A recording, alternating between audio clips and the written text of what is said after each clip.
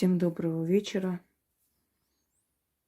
Итак, друзья мои, я знаю, что многие ждали ритуал задобрить символ года. Но этот год необычный, и потому в этом году совершенно по-иному все будет.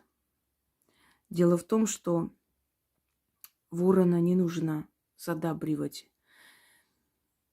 не нужно встречать его год, не нужно что-то необычное проводить, особенные, посвященные именно ворону. Вообще все символы года, которые мы с вами встречали эти годы, эти заговоры и ритуалы, они на самом деле могут применяться и много лет, и на всю жизнь.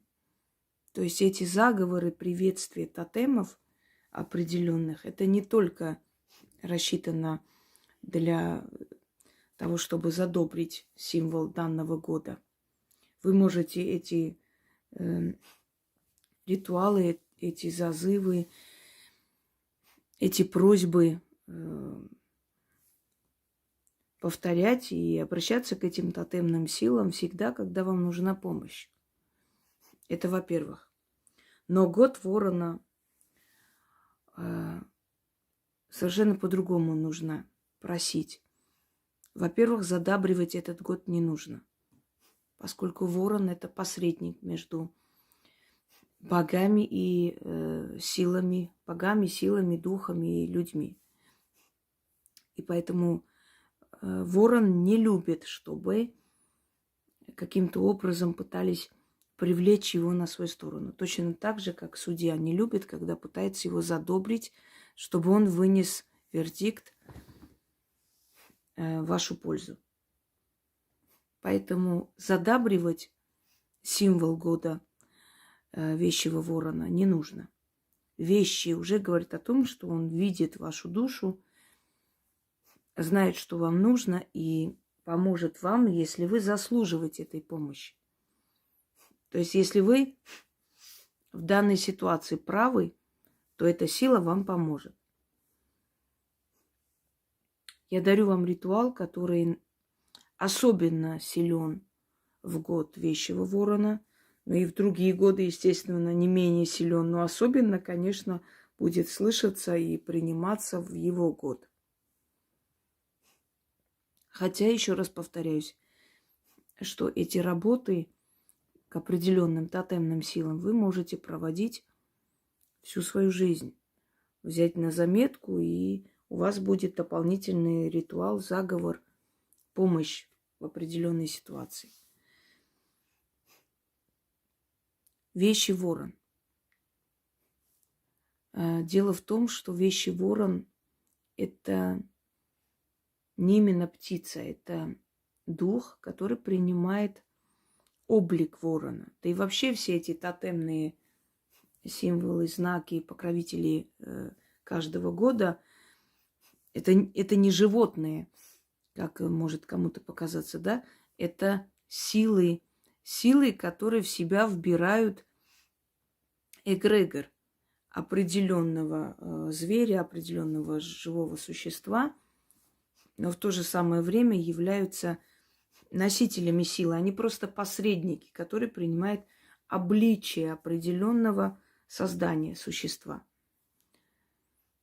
Считается, что ворон, он носитель мудрости, и, естественно, он посредник между духами, силами, богами и людьми. Ворон, ночная птица, ночью в основном активизируется его деятельность ночная. Он видит духов. Ворон видит души мертвых. Ворон обитает ближе к кладбищам. Вороны, ворон вообще воронообразное, то есть семейство вороньевых. И, естественно, он лучше знает мир потусторонний и может увидеть проблему человека, понять, от кого он идет, и попытаться помочь. Но в мире магии есть еще определенные сущности, силы, которые тысячелетиями являлись помощниками людей в определенных ситуациях. И существует, есть и обитает некий князь Ворон, который летает над землей, над людьми, как ворон в обличии ворона. А в тонком мире, в мире духов, он есть один из воительных князей, который имеет право ходатайствовать, просить за человека. Заступник, скажем так. И в древние времена люди, которые хотели решить определенную проблему, через жрецов обращались к его духу. Потом это стало более доступно и для обычного человека. Источник, именно первоначальный дух Ворон, князь Ворон, первый источник идет из халдейских, скажем так, манускриптов. Тогда еще не было именно таких букв, которые мы привыкли читать. Тогда был другой способ письменности. И та письменность была более примитивная, простая, связанная с картинами, символами, которые можно было угадать. То есть каждая картина, символ означала какое-то событие, какое-то слово, и жрецы владели этими древними письменами, считаются их халдейскими рунами. Вот там рассказывается о вороне, о князе Вороне, который находится перед престолом высшего Я, высшего создания, который не имеет ни начала, ни конца, которого не нарекли никаким именем. То есть он сам существует в бесконечности, и его описывают как сидящего на троне правителя мироздания. Быть может, верховного Бога, быть может, хаос, быть может, та самая энергия, из которой произошли другие силы энергии. Но, как бы там ни было, описание о том, что стоят перед его престолом и силы зла, и силы добра, и ворон, он между ними находится. То есть он не злой, не добрый. Он просто выполняет свою функцию. Если человек справедлив и прав, то он имеет право его призвать, попросить и получить его помощь. Так вот, год Ворона, постарайтесь не так часто его беспокоить, но если у вас будут такие трудности и проблемы, которые просто нерешаемы, обращаться к символу года. Но я вам еще раз говорю, что этот заговор, князь Ворон, может быть применен всю жизнь и всегда, и всеми в очень трудной ситуации. Вот в каких ситуациях можно это применить? Если в вашей семье есть некая проблема нерешаемая, вот связанная, может быть, с сыном, может быть, с мужем, ну, мало ли, всякое бывает. Может, человек попал не в хорошую ситуацию. И чтобы некая сила указала выход, как выйти из этой ситуации. Если вам угрожают, если у вас очень такие финансовые трудности, нерешаемые, постоянно сыпятся эти бедствия и прочее. То есть весомые проблемы. Не то, что там Вася не позвонил, надо это провести. Нет, не злите эту силу. Эту силу можно тревожить только когда у вас буквально беда.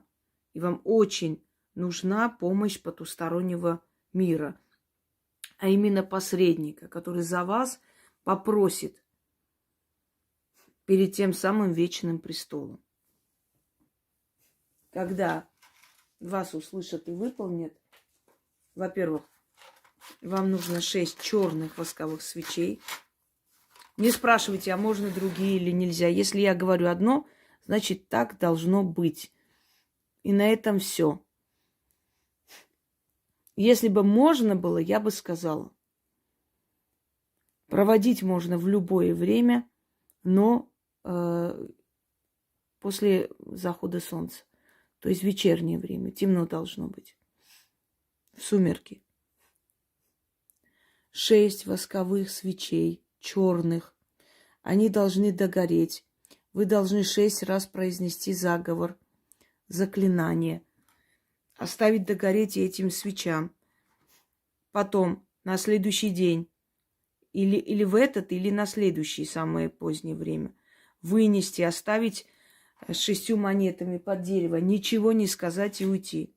Когда ваше дело получится, когда вы получите эту помощь, помогите кому-нибудь.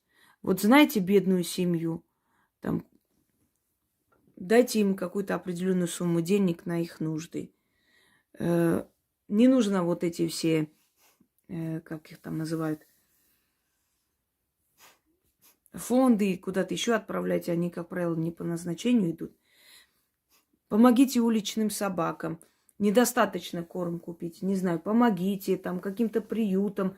Возьмите собаку себе домой, кошку, пристройте куда, сделайте такое весомое дело, чтобы оно стоило того. Я просто знаю людей, которые просто для галочки, лишь бы там откупиться.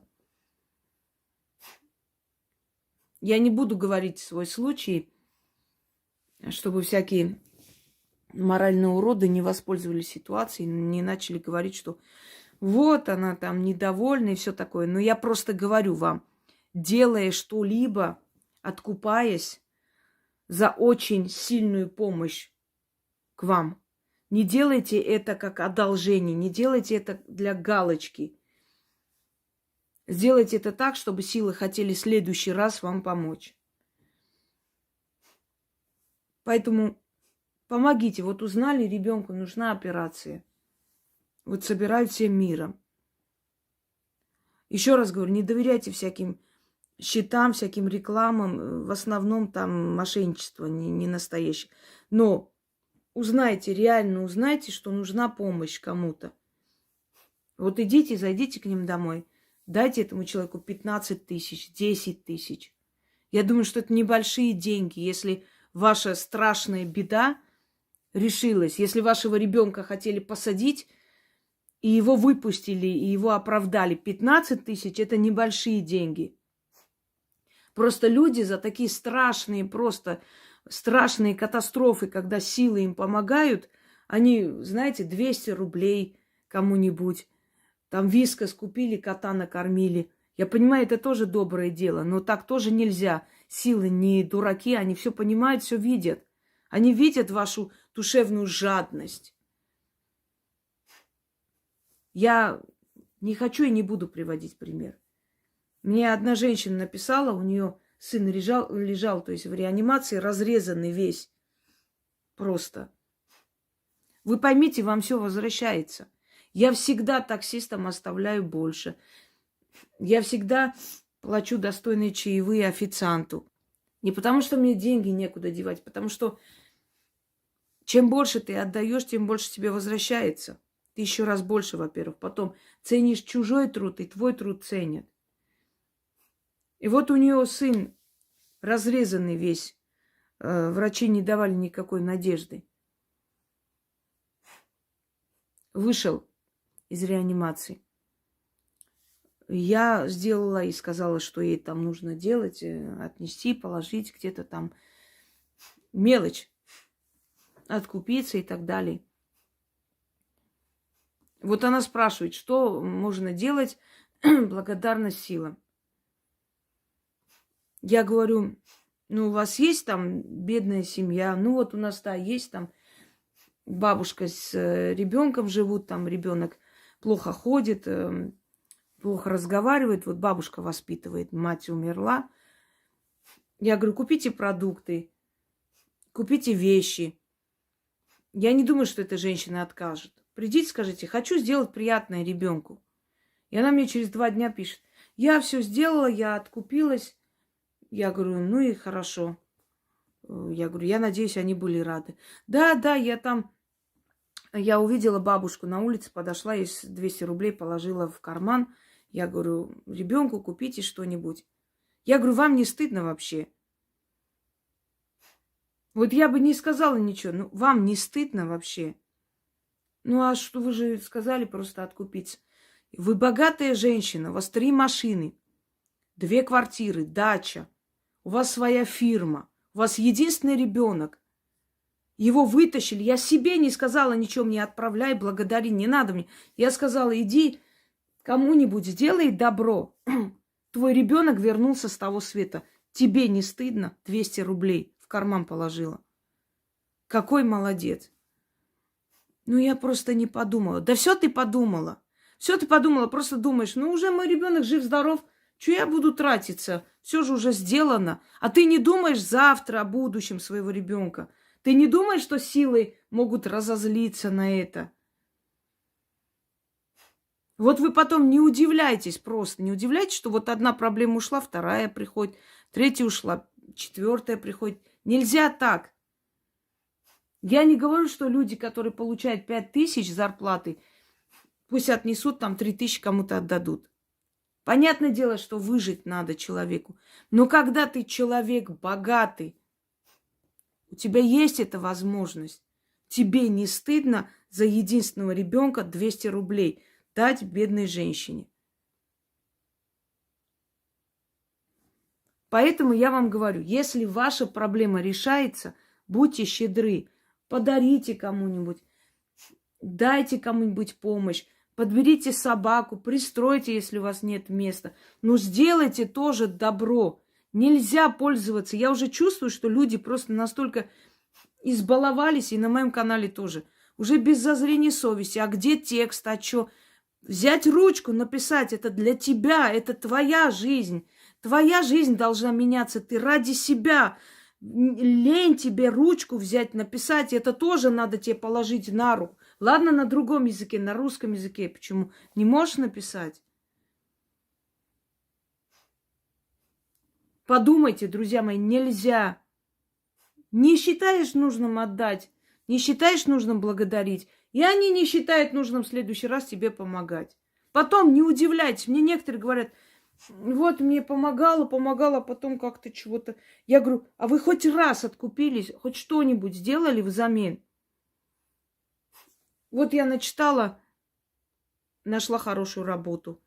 Вот на меня хотели повесить долг там с кассы, начитала, нашли, кто воровал. Вот они тебе помогают. Хорошо, там сказано, там отнести, откупиться. Но тебе мысль не приходит, мне столько дают. Неужели я тоже хочу кому-нибудь что-нибудь сделать хорошее? Энергообмена нет, вы только берете, вы привыкли только пользоваться. Но если вам дают силы мироздания, ну что-нибудь ты можешь сделать взамен? Очень много добрых дел. При желании можете делать сколько угодно. Просто надо хотеть. Вот вам пример.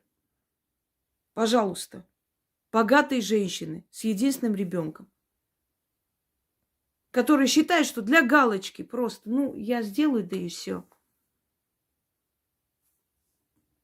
Знаете, есть некоторые люди, которые идут на день рождения, дома соберут все барахло, которые носить не будут, которые им подарили 3-4 года назад, там старые полотенца какие-нибудь. Ну, пусть не старые, имею в виду, пусть с этим ярлыком. Ну, короче, то, что им носить не надо, весь хлам собирают, идут на день рождения. Дарите то, что вы сами будете носить, и не... Если покажут, скажут, вот подарок вот этой-то женщины, что вам не будет стыдно. Ко всему так относитесь. Написанная книга должна быть настолько достойной, чтобы при тебе читали твою книгу, ты бы не провалилась сквозь землю от стыда. Понимаете? Шитая вещь должна быть такой красивой, чтобы человек сказал, вот она мне шила эту вещь, и все сказали, ничего себе, вот это да. Сделанный сувенир своими руками, он должен быть такой оригинальный, чтобы все удивились. Не просто пыль в глаза для галочки. Вот так я тоже что-то там делаю. Итак, начнем. 6 свечей восковых. Другие не подходят. 100 раз мне спрашивайте. Черный цвет воплощает в себя все цвета. Почему свечи? Свечи являются символом связи между миром духов и людей. Поэтому часто используются свечи почти всегда. Когда свечи догорят, на следующий день отнесите под дерево 6 монет, положите, молча уйдите. Но как только ваша проблема решится, сделайте доброе дело. Не своим родным, другим людям. А то некоторые, вот я маме там 10 тысяч отправлю, это откупаюсь. Нет, дураков нету. Кого вы хотите обмануть силой? Ты своей маме отправляешь, потому что ты обязана. Это твоя мать, ты должна о ней заботиться.